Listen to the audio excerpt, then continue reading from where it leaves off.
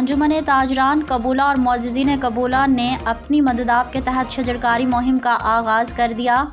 Joiya news network plus کے قبولہ سے نمائندے مزمل حسین جوئیہ کی رپورٹ کے مطابق صدر انجمن تاجران قبولہ ڈاکٹر زاہد رشید گجر نے اپنی خصوصی کاوش سے پہلے مرحلے میں تقریباً 400 پودے پتوں کی نرسری سے منگوا کر مقامی قبرستان قبولہ شریف میں لگوا دیے۔